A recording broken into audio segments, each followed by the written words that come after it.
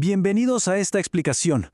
Hoy vamos a meternos de lleno en un tema que, honestamente, está transformando de forma súper silenciosa nuestras casas y nuestras aulas, cómo la tecnología, y muy en particular plataformas como TikTok, está reescribiendo por completo la manera en que los adolescentes se comunican.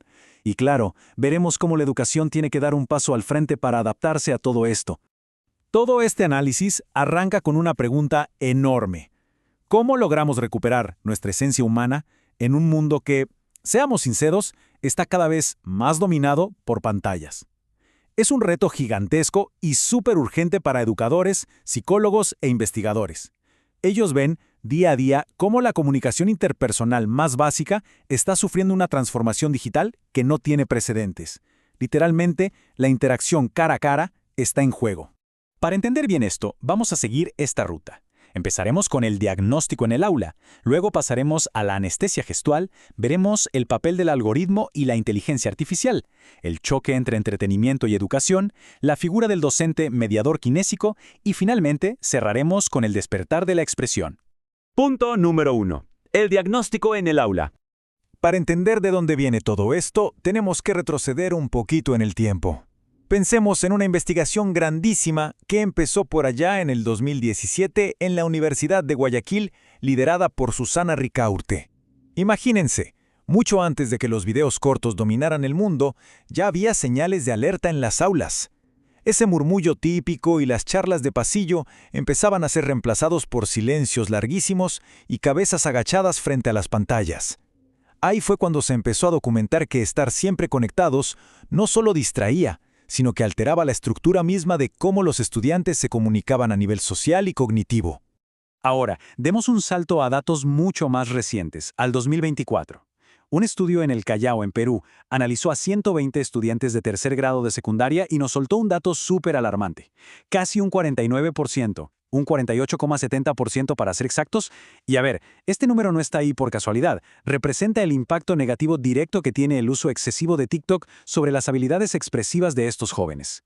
En la vida real, esto significa adolescentes a los que les cuesta muchísimo mantener el contacto visual al hablar. Su capacidad para expresar ideas complejas sin usar jerga de Internet se fue a pique, y su postura al interactuar se volvió súper retraída.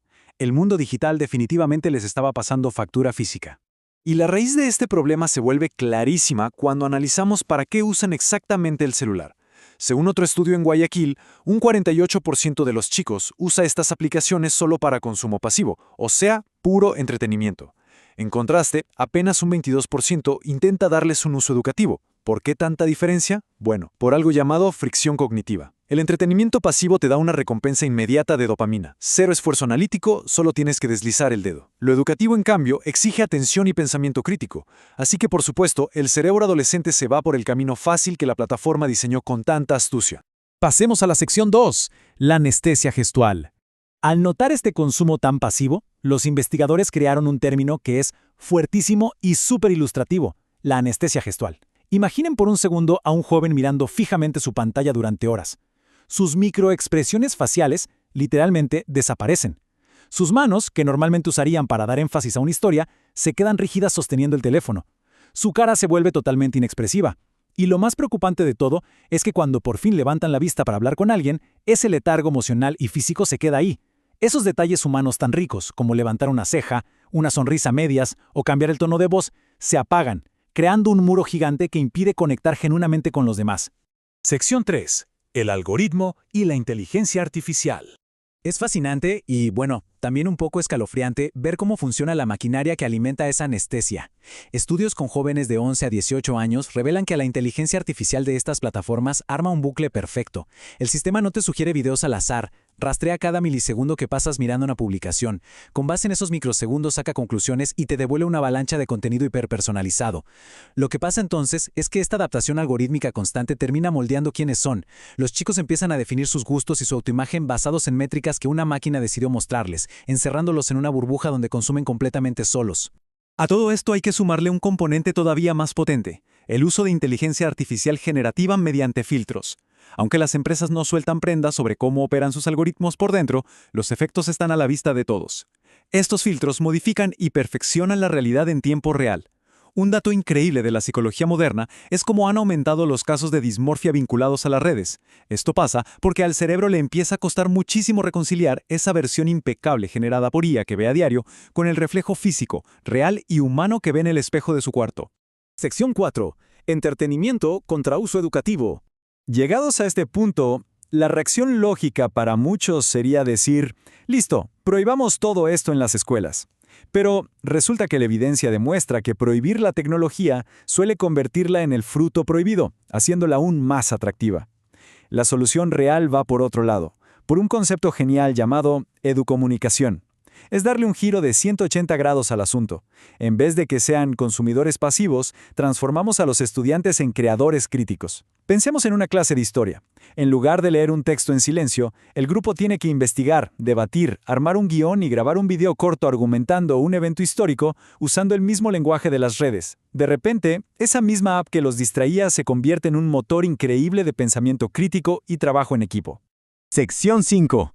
El docente mediador kinésico.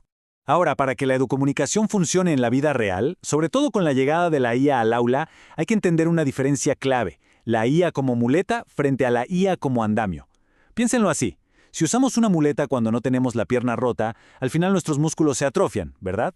Si dejamos que la IA haga el trabajo intelectual, escribiendo ensayos o resolviendo problemas, funciona como esa muleta, debilitando la mente. Pero un andamio es distinto. Un andamio sostiene un edificio mientras lo estás construyendo. La IA debe usarse para proponer ideas, armar la estructura de un debate o dar retroalimentación inicial, pero es absolutamente vital quitar ese andamiaje digital una vez que el conocimiento y el pensamiento del estudiante sean sólidos y puedan valerse por sí mismos. Y la única forma de garantizar que la tecnología actúe como un andamio y no como una muleta es gracias a una pieza fundamental: el docente mediador kinésico. No estamos hablando de alguien que simplemente pasa información y ya. Hablamos de un profesional que sabe leer la sala, ese maestro que frena en seco una explicación porque interpreta el lenguaje corporal de un estudiante al fondo que está súper confundido. Ese es educador que exige contacto visual al debatir, que anima a usar las manos y a proyectar la voz. Su trabajo real es proteger a toda costa la interacción humana y el desarrollo emocional, asegurándose de que la frialdad de los datos nunca, jamás, reemplace la calidez de conectar con otra persona. Y llegamos a la sección 6, el despertar de la expresión. Al final del día, este modelo de comunicación es básicamente un llamado a despertar. Nos invita a sacudirnos de encima ese letargo digital. Integrar de forma inteligente las herramientas digitales y las nuevas plataformas es totalmente necesario, de eso no hay duda. Pero el objetivo que no podemos negociar es devolverle el protagonismo a la palabra hablada y al gesto humano dentro de la educación. Sí, la tecnología nos da herramientas fantásticas para investigar y crear, pero el corazón del aprendizaje, ese momento donde de verdad entendemos el mundo y a los demás, siempre va a darse en el contacto humano, cara a cara. La tecnología debe amplificar lo que nos hace humanos, no sustituirlo. ¡Qué frase tan contundente para cerrar! Es un recordatorio absoluto de que, por más avanzados que sean los algoritmos o por más envolventes que sean las pantallas, el verdadero motor de nuestro crecimiento es nuestra capacidad de conectar unos con otros. Así que nos quedamos con esta pregunta para reflexionar. Tanto en el aula como en nuestra vida diaria, ¿estamos usando la tecnología para acercarnos más a nuestra propia humanidad o estamos dejando que nos aleje de ella?